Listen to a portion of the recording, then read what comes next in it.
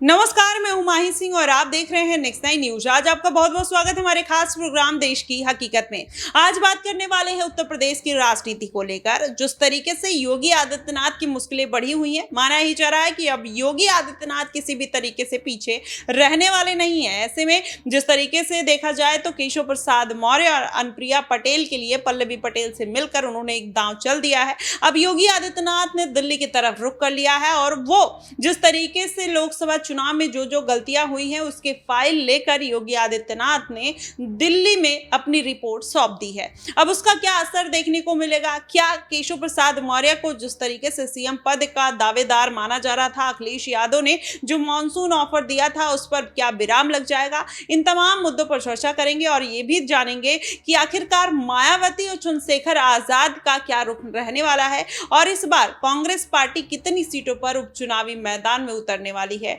अखिलेश यादव की तरफ से। देखना दिलचस्प होगा। इन तमाम मुद्दों पर चर्चा करेंगे। हमारे साथ मनीष मौजूद हैं। मनीष, क्या लगता है कि जिस तरीके से इस बार योगी आदित्यनाथ की मुश्किलें बढ़ी हैं उत्तर प्रदेश में कहा जाए तो अगर केशव प्रसाद मौर्य किसी भी तरीके की बगावत करते हैं तो क्या लगता है कि योगी आदित्यनाथ उस बगावत को होने देंगे या फिर उसको रोकने का प्रयास कर सकते हैं? देखिए, यूँ तो नहीं कहा जा सकता कि बगावत को रोकने का प्रयास करेंगे, क्योंकि काफ़ी लंबे अरसे से देखा जा रहा है दोनों ही के बीच यहाँ पर कहीं ना कहीं एक दूरी आती हुई दिखी है और ऐसे में अब दोनों के विचार ना मिलना कहीं ना कहीं भारतीय जनता पार्टी के लिए आने वाले समय में उपचुनाव हो चाहे विधानसभा चुनाव 2027 हो, दोनों के लिए ही काफ़ी ज़्यादा नुकसानदेह हो जाएगा। क्योंकि अगर यहाँ पर डिप्टी सीएम और सीएम आपस में एक सलाह बनाकर नहीं चलेंगे तो वाकई सूबे में पार्टी का खेल बिगड़ता हुआ नजर आएगा। और ऐसे में देखा जा रहा है जिस तरीके से भारतीय जनता पार्टी को उन्हीं के नेता यहाँ पर कहीं ना कहीं शिकंजा कसते हुए नजर आ रहे हैं। दोनों की यहाँ पर अनबन होने के बाद और यहाँ पर एनडीए के समर्थित दल चाहे जयंत चौधरी हो, यहाँ पर चाहे और नेता हो, यहाँ पर तमाम जितने भी चेहरे हैं यूपी में मुख्य चेहरे, वो कहीं ना कहीं भारतीय जनता पार्टी को ही घेरते हुए इस अंतरकलह को लेकर नजर आ रहे हैं। और ऐसे में देखा जा रहा है केशव प्रसाद मौर्य ने जो सिलसिलेवार तमाम नेताओं से, एनडीए समर्थित दलों से यहाँ पर मुलाकात की है, उसके बाद यहाँ पर ट्वीट करते हुए, पोस्ट यहाँ पर डालते हुए नजर आए हैं, तो वो कहीं ना कहीं अपने आप को मजबूत दिखाने की एक कोशिश करते हुए नजर आ रहे हैं। और उधर से देखा जाए तो दूसरी तरफ समाजवादी पार्टी के मुखिया अखिलेश यादव यहाँ पर उनको ऑफर देते हैं वो 100 लाइए और सरकार बनाइए। तो ऐसे में अब यहाँ पर देखना वाकई दिलचस्प होगा कि आने वाले समय में अगर यहाँ पर केशव प्रसाद मौर्य बगावत करते हैं तो भारतीय जनता पार्टी का खेल थोड़ा बहुत तो बिगड़ता हुआ नजर आएगा। लेकिन देखा जाए तो यहाँ पर उत्तर प्रदेश में भारतीय जनता पार्टी के पास सीएम के लिए कोई चेहरा नहीं है, इसलिए शायद योगी आदित्यनाथ को यहाँ पर सीएम पद से ना हटाया जाए। लेकिन यहाँ पर कुछ हिदायतें, कुछ यहाँ पर सलाह मशवरा जरूर यहाँ पर योगी आदित्यनाथ के साथ भारतीय जनता पार्टी के आला कमान करते हुए नजर आ सकते हैं। यहाँ पर देखा जा रहा है कि लोकसभा चुनाव 2024 में जिस तरीके से पार्टी यहाँ पर पिछड़ती हुई नजर आई है, पिछले लोकसभा चुनाव में 62 सीटें, इस लोकसभा चुनाव में महज 33 सीटें और 37 सीटों जीतने वाली यहाँ पर अखिलेश यादव की समाजवादी पार्टी कहीं ना कहीं अपने आप को यहाँ पर सूबे में मजबूत करती हुई नजर आई। और ऐसे में देखा जा रहा है जिस तरीके से योगी आदित्यनाथ को यहाँ पर घेरने की कोशिश की जा रही है, अब ऐसे में पार्टी की अंतरकलह का फायदा विपक्ष के नेता भी यहाँ पर उठाते हुए नजर आ रहे हैं, यहाँ पर तमाम यहाँ पर सियासी बयानबाजी करते हुए नजर आ रहे हैं। और देखा जा रहा है जिस तरीके से यहाँ पर अब हाल ही में यहाँ पर सीएम योगी आदित्यनाथ और केशव प्रसाद मौर्य दिल्ली पहुंच जाते हैं यहाँ पर नरेंद्र मोदी और अमित शाह से मुलाकात करने। तो अब मुलाकात का नतीजा क्या कुछ निकल कर आता है, क्या वाकई दोनों को आपस में यहाँ पर बातचीत करते हुए आने वाले समय में देखा जाएगा, एक सलाह बनाकर देखा जाएगा, क्या वो मीटिंग यहाँ पर इतनी फायदेमंद हो सकती है यहाँ पर भारतीय जनता पार्टी के लिए कि जिस तरीके की अंतरकलह यहाँ पर उत्तर प्रदेश में दोनों ही नेताओं को लेकर चल रही है वो अंतरकलह समाप्त हो जाए और आने वाले विधानसभा के उपचुनाव हैं उसमें पार्टी बेहतर प्रदर्शन करती हुई नजर आए। तो ये तमाम वो चीजें हैं जो भारतीय जनता पार्टी को कहीं ना कहीं छोटी छोटी ही चीजें कहीं ना कहीं भारतीय जनता पार्टी को सूबे में पिछड़ने के लिए पूरी कोशिश करवाती हुई नजर आ रही है। तो ऐसे में अगर इन चीजों पर विराम नहीं लगता है तो आने वाले समय में वाकई यहाँ पर केशव प्रसाद मौर्य बगावत करते हैं तो सीएम योगी आदित्यनाथ पर थोड़ी बहुत गाज गिरना तो तय है। जी बिल्कुल, ऐसे में सीएम योगी आदित्यनाथ पर गाज गिरना तो तय है, लेकिन क्या सीएम योगी इसके लिए कुछ नहीं करेंगे या फिर जिस तरीके से पल्लवी पटेल का दांव उन्होंने चला है ऐसे दांव उनके पास और भी है। लेकिन वहीं अगर दूसरी तरफ बात कर लिया जाए योगी आदित्यनाथ के साथ साथ अखिलेश यादव की भी मुश्किलें बढ़ी हैं, क्योंकि मायावती और चंद्रशेखर आजाद दोनों मैदान में हैं। चंद्रशेखर आजाद अब मुस्लिम वोटर्स को साधने का प्रयास कर रहे हैं, दलित वोटर्स से कहीं ना कहीं वो कब्जा कर चुके हैं। वहीं मायावती भी वोट बैंक साधने का प्रयास कर रही हैं। ओवैसी वोट बैंक को अगर मायावती या फिर चंद्रशेखर आजाद साथ लेते हैं तो कितना नुकसान अखिलेश यादव को देखने को मिलेगा, क्योंकि इस बार का जो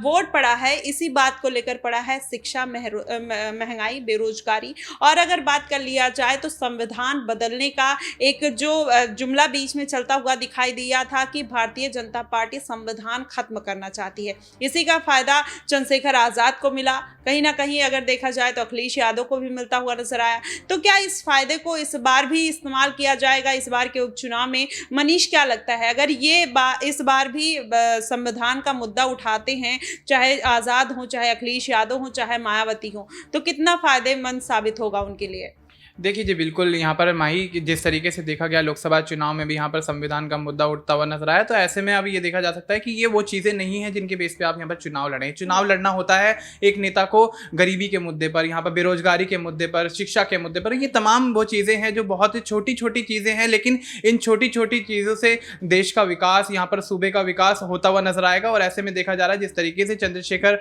रावण की भूमिका पहले रही है राजनीति में आने से पहले, या यूँ कहें कि लोकसभा चुनाव लड़ने से पहले जिस तरीके की भूमिका रही है, एक समाज सेवी के तौर पर यहाँ पर देखे जाते हैं। और अगर बात की जाए मायावती की, तो मायावती ने मुख्यमंत्री के तौर पर भी काफी अच्छे काम किए हैं उत्तर प्रदेश के लिए, उत्तर प्रदेश की जनता के लिए। यहाँ पर तमाम यहाँ पर देखा जा रहा है कि वो अफसरों पर यहाँ पर कार्रवाई करती हुई भी नजर आई थी कि भ्रष्ट यहाँ पर अफसर पाए जाते थे तो उनको हाथ के हाथ यहाँ पर उनका यहाँ पर ट्रांसफर कर देती थी, या फिर उनको यहाँ से कहीं ना कहीं डिपार्टमेंट से निकाल देती थी। तो तमाम ये चीजें जो हैं वो ये दोनों ही पार्टियों को कहीं ना कहीं मजबूत स्थिति में लेकर आती हैं। और ऐसे में देखा जा रहा है जिस तरीके से उत्तर प्रदेश में अगर यहाँ पर संविधान का मुद्दा, धर्म का मुद्दा फिर से उठता है, तो वाकई यहाँ पर तमाम सियासी बयानबाजी जो बढ़ती है, उसके बाद यहाँ पर कहीं ना कहीं चुनाव मैं मानता हूं कि इन चीजों पर नहीं जीता जा सकता। क्योंकि आपने देखा कि धर्म का मुद्दा लेकर यहाँ पर भारतीय जनता पार्टी लोकसभा चुनाव में उतरी, और देखिए आपका परिणाम यहाँ पर इनका क्या होता है कि अयोध्या की जैसी अयोध्या में पड़ने वाली फैजाबाद सीट से ही यहाँ पर भारतीय जनता पार्टी हारती हुई नजर आती है। तो ये